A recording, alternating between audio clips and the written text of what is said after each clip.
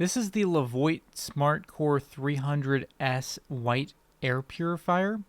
I've had this air purifier for about 3 months, and my main reason for getting it was to try to clean the air in my bedroom in particular.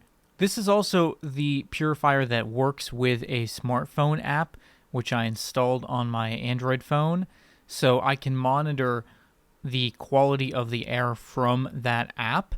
So, of course, I promptly synced it up with the app and found out that the quality of air was already really good. I'll admit that was a bit anticlimactic. I thought the quality of air in my bedroom might be kind of bad or dusty or something, so I was hoping to clean it up. And then, of course, the app told me that the quality is already very good and there didn't seem to be much of anything in the air.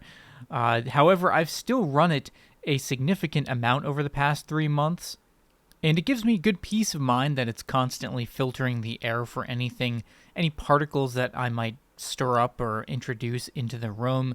Something I will say about this particular unit is that it takes up more space than I was expecting, so probably best to check the dimensions before purchasing. Granted, in many ways the size is a good thing since it has more surface area to be able to pull in air and dust or whatever else, particles.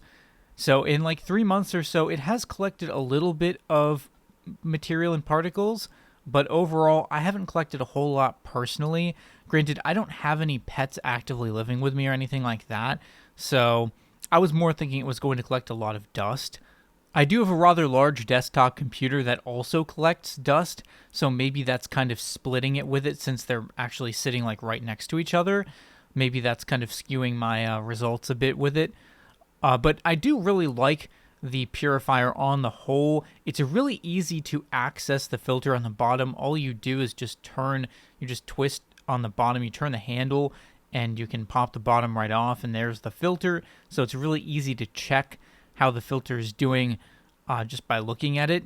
The app gives you some statistics, for example, like how your indoor air quality compares to the outdoor air quality, and then also some data about how often you've been running the purifier to let you know, when you might have gaps in your coverage with it.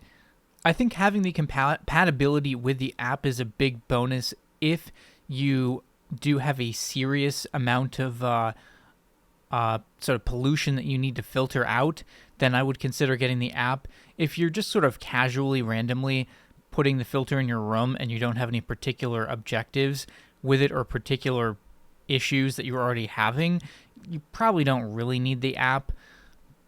But okay, there is something else the app lets you do, which is that it lets you control the filter from your phone, which can sometimes be nice. For example, the filter is sitting on a desk I have, so if I'm in bed and I want to change the speed of it, I can just do it from my phone. You can completely turn it off. You can change the speed of the filter.